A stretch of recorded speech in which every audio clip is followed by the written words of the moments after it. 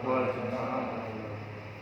Saudara-saudara, malam ini kita lanjutkan pembahasan kita tentang sistematika yang sudah mencapai kepada sistematik ini. Dimana kemarin kita sudah bahas juga bahwa sistematik ilmu barat ini itu menghasilkan dua objek. Pertama, objeknya itu adalah sistematik pendidikan yang disebut dengan fakultas 7. Kemudian yang kedua ya filsafat yang nanti bercabang lagi didukung dengan teori kebenaran, terus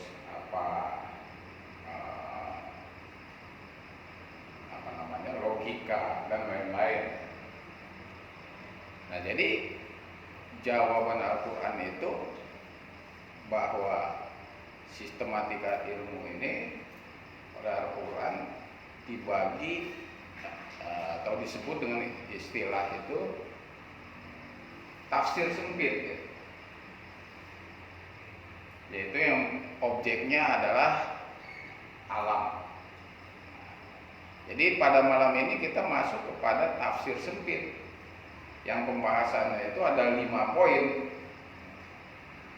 yaitu gaya, kemudian organika, biologi, psikologi, terus sosial budaya. Yang paling penting harus kita sadari bahwa pembahasan ini masih di dalam rangkaian pembahasan sistematika. Di dalam satu rangkaian teori mana yang isinya itu adalah metodologi, kemudian sistematika, analitika, dan objektivitas. Itu rangkaiannya. Sebagai satu persyaratan untuk memahami Al-Quran. Yang pertama persyaratannya adalah memahami bahasa. Yang kedua, teori mana. Yang mau dicapai adalah pemahaman terhadap Al-Quran. Jadi maaf aja saya sedikit berbeda dengan yang lain, bahwa yang dimaksud dengan samikna itu ya, pemahaman saya adalah bukan menguasai Al-Quran, tapi memahami Al-Quran melalui bahasa dan teori maknanya. Karena yang menguasai Quran itu ya Allah sebagai wahyunya kan, sebagai pengajar, pencipta ilmunya. Jadi kita nggak bisa memposisikan diri sebagai seolah-olah setara dengan Allah. Enggak, kita hanya memahami sesuai dengan hadis Nabi, Rabbi zidni ilman warzuqni fahman. Jadi ilmunya, yaitu Al-Quran, yaitu ayat demi ayat kita mohon ditambah, pemahamannya juga. Jadi ayatnya bertambah banyak, ya, hafalnya udah satu Quran lebih, bahkan udah berkali-kali hafal Quran, cuman nggak paham-paham, kan percuma. Kenapa harus kita pahami? Supaya kita bisa melaksanakan apa yang diinginkan Allah di dalam Al-Quran itu. Jadi kata Allah, samina, tanggapi sampai paham. Wa ta'na, kemudian wujudkan ke dalam perilaku hidup. Jadi cuma 2 itu aja keinginan Allah itu. Kita berusaha setepat-tepatnya. Jangan kita tambah, juga jangan kita kurangi. Setelah paham, samina wa ta'na, ya, laksanakan. Fakra'u ma tayassara minhu wa aqimus shalat wa atuz zakat. Itu udah seiring, seirama udah. Aqimis shalat udah penguasaan konsepnya, konsep-konsep yang udah kita pelajari, yang kita pahami, kita bawa ke dalam shalat. Selanjutnya kita diperintahkan wujudkan zakat sebagai satu sistem perekonomiannya. Itu baru salah satu yang harus kita wujudkan. malah sudah disebut duluan oleh Allah itu setelah sholat zakat. Cuman jangan salah paham seperti yang kita lihat orang-orang yang membentuk panitia zakat habis lebaran bubar, nggak seperti itu, karena ini udah sistem ya. Nah, nanti ditinjau dari sisi tata negara, yaitu merupakan lembaga-lembaga ya, lembaga-lembaga yang menyangkut dengan program-program kenegaraan. Jadi nggak bisa dipersempit itu, menzakat cuma bayar duit udah selesai, dibagiin habis kan gitu. Nah kalau sistem ekonomi nggak begitu, ya harus berkembang, harus berputar sehingga mampu mendukung yang lain lagi. Nah ini ya. Kemudian jangka waktu samina, kenapa kita ditentukan 13 tahun?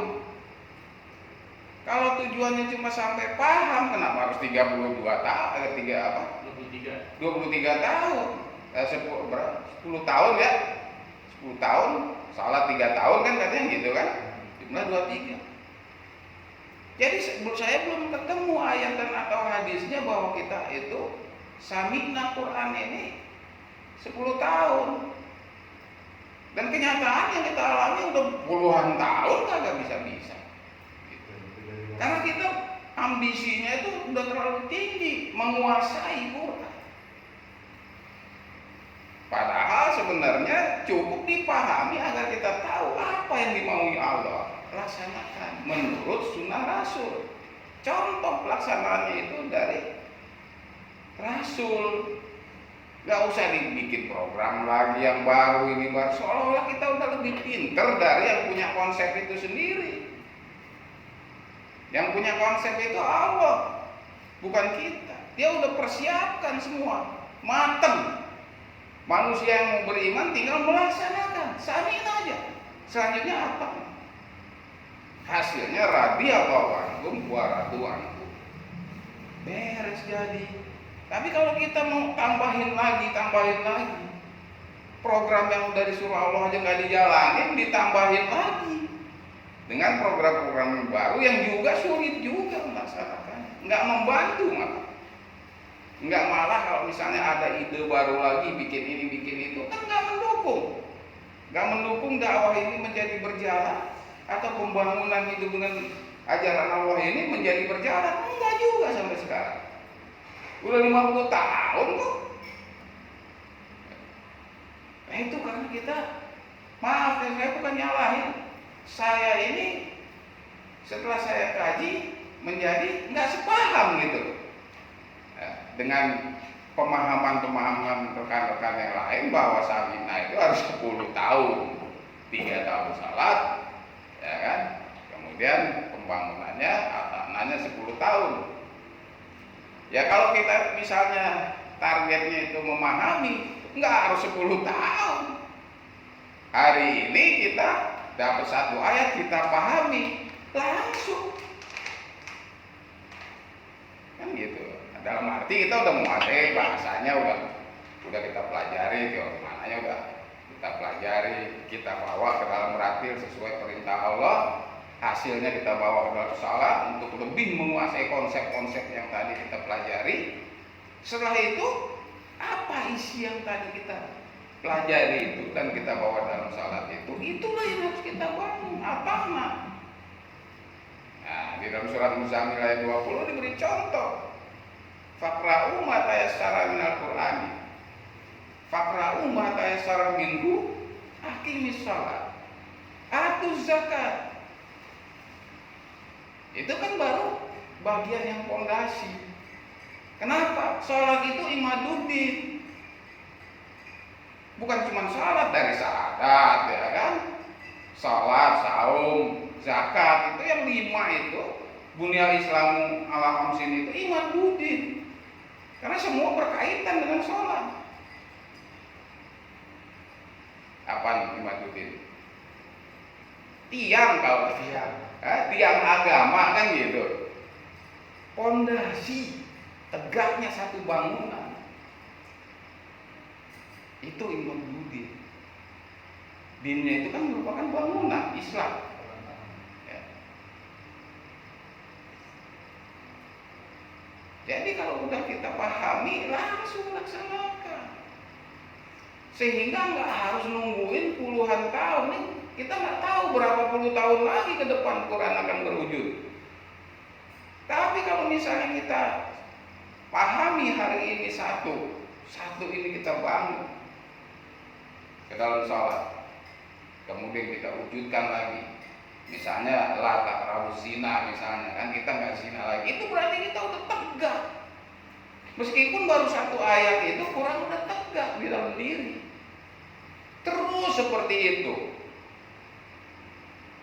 Akhirnya dari seorang masing-masing kan, ibda binafsika kata Nabi Muhammad, masing-masing nih Anda mulai dari diri Anda masing-masing. Memang sebatas dari syahadat, kemudian saum, sholat itu masih individual. Tapi itu sholatnya juga masih sholat yang individu. Begitu masuk Jumat udah nggak bisa individu itu. Itu harus jamaah. Kalau jamaah berarti sudah menjadi sosial. Hubungan antar individu itu namanya masyarakat atau sosial. Begitu juga dengan zakat, itu udah hubungan antar individu. Nggak bisa masing-masing lagi. Nah, kalau misalnya masing-masing dagang nggak ada yang beli bagaimana? Nggak bisa, itu kan udah interaksi sosial. Ya. Nah ini pentingnya kita memahami Al-Quran. Bahasa kan udah berjalan dan dipahami, misalnya kan. Bagaimana caranya supaya kita memahami bahasa itu? Yang dimaksud bahasa itu kan dibaliknya ada makna. Nah, sekarang yang kita lakukan ini adalah memahami teori makna. Dengan teori makna itu kita tahu ya, maksud ayat itu seperti apa, ya kan? Itu kita bisa memahaminya. Kalau baru bahasa aja, bahasa itu bisa menjadi bola permainan makna. Bahasa itu bisa dalam arti sempit, bisa dalam arti luas, bisa bahasanya itu ungkapan dan lain-lain. Kita bisa tahu itu apakah bahasa itu ungkapan atau ini penafsiran sempit atau ini penafsirannya secara umum. Itu kan dari teori makna. Kalau kita nggak memahami teori makna, ya sulit kita memahami. Ujung-ujungnya kita sama juga beli Quran aja yang ada terjemahannya, sama udah. Tinggal ikutin itu. Ngapain capek-capek ngerti?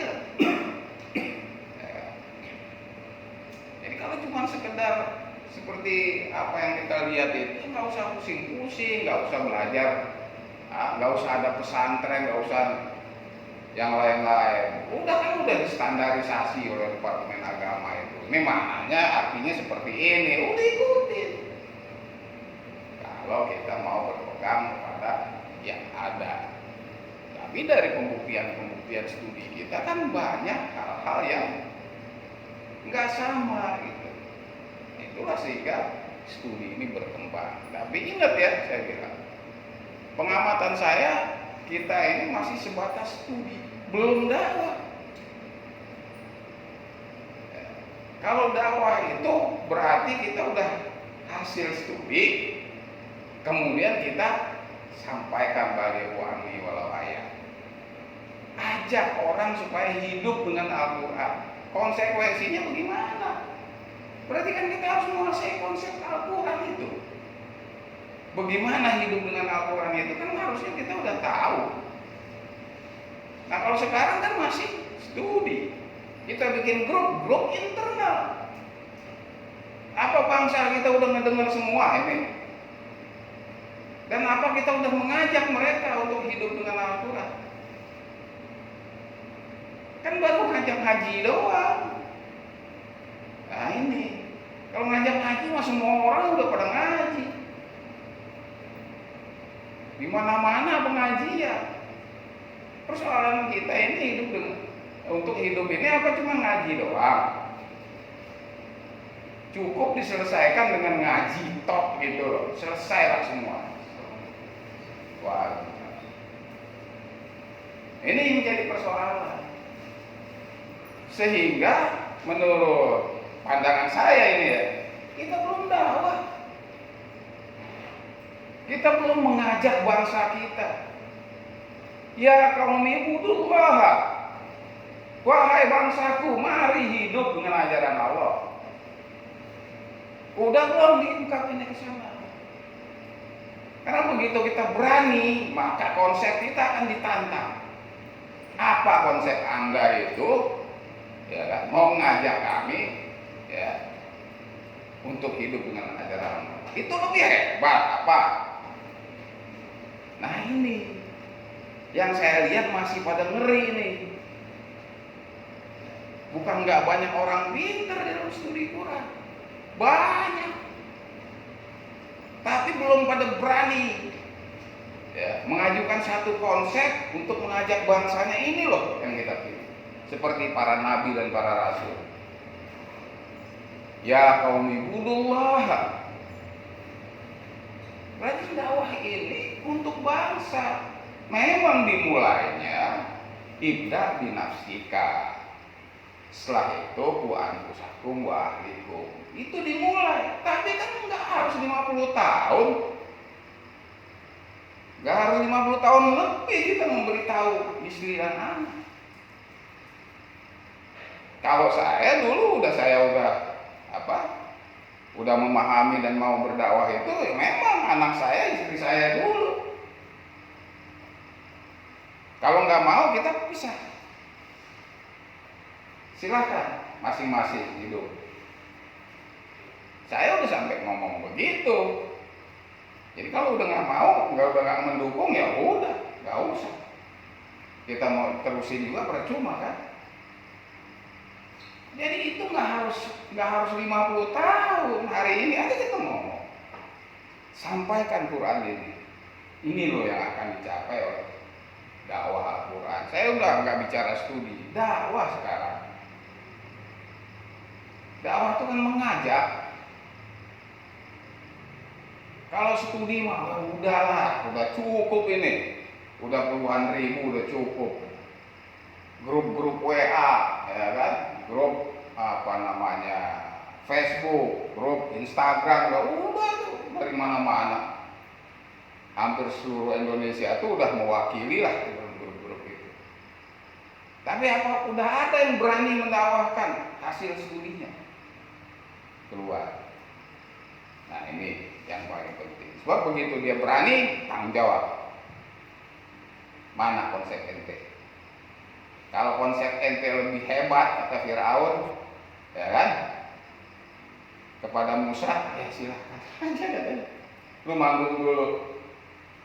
Gue lihat begitu Musa manggung, si Aso ini ibarat ular udah kayak apa nih, gelabak kemana-mana, sampai tukang sihir semua, ularnya habis, sampai tukang sihir nyerah, bener.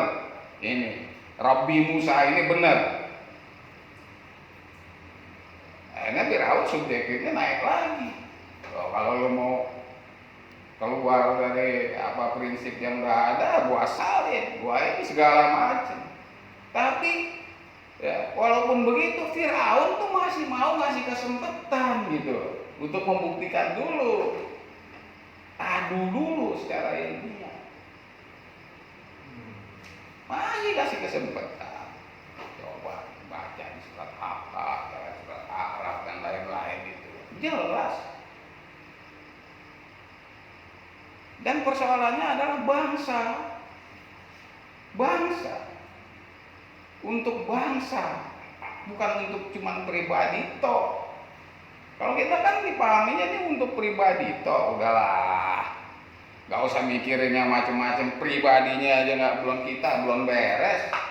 Udah 50 tahun gak beres-beres ngurusin pribadi. Terus ngurusin pribadi itu kayak gimana sih? Apa cuma ratil doang? Udah beres, habis ratil bawa salat beres. Nah ini kan nggak sampai di situ. Ya ada kelanjutannya. Karena yang akan dibangun adalah sistem satu kehidupan jannah ya. Nah, jadi saudara, betapa pentingnya metosis natif ini supaya kita sama-sama mampu atau bisa saling tawasau bil haq, tawasau bis sabr. Karena dari sistematika dengan metosis natif ini kita tahu cara kerja Quran, ya kan? Setelah bahasanya, teori mananya. Nah, jadi sekarang kan jelas, tergantung kitanya itu mau nggak sih hidup dengan Quran. Itu aja pertanyaannya. Mau nggak samina kemudian atau enggak? Nggak usah kita tambahin lagi dengan urusan-urusan lain, ya kan? Jelas tujuannya itu apa. Yang Allah perintah itu sama dengan ya ayyuhalladzina amanu shallu alaihi wasallimu tasliman. Bangun Islam sebagai satu-satunya sistem kehidupan, penataan kehidupan. Yang dibangun itu emang enteng membangun sistem. Kata Nabi Muhammad, bunyal Islamu ala khamsin, membangun Islam sebagai satu sistem kehidupan itu harus di atas 5 fondasi. Imaduddin istilahnya. Nah, itu ada tahapan-tahapan pembangunannya. Termasuk zakat. Programnya zakat apa? Coba lihat surat At-Taubah ayat 103, 104, ayat 60. Itu jelas program-program yang harus dijalankan. Jangan kita bikin-bikin program lain lagi, dia harus jelas perintah. Jadi ini hanya sekedar mengingatkan aja, sehingga tujuan ngaji kita itu jadi pas dengan mau yang Allah inginkan. Jangan cuma sekedar buat paham, cuma ngerti doang. Ya udah beli aja Quran terjemahan lah. Nggak pernah menghasilkan satu militansi iman aja menjadi militan gitu kan untuk diri, nggak pernah ada. Malah kita lihat Islamisme begitu militannya. Yang jelas dia konsepnya ngambang. Tapi kita yang udah studi Quran nggak ada militan, bukan berarti militan kita itu mau berani ngadepin segala macam yang nggak perlu, bukan. Berani ini menegakkan Quran di dalam kehidupan kita, baik pribadi maupun kelompok kita yang udah sepaham, yang udah sama-sama mau. Ya. Soal nanti siapa yang mau nentang dan segala itu bukan urusan. Tapi kita udah berani ini menegakkan di dalam diri dan kelompok yang sepaham. Wah, Islamisme lihat mau berapa miliar aja berani kok ada yang dukung. Nah, apa nggak militan? Tujuan dia apa itu?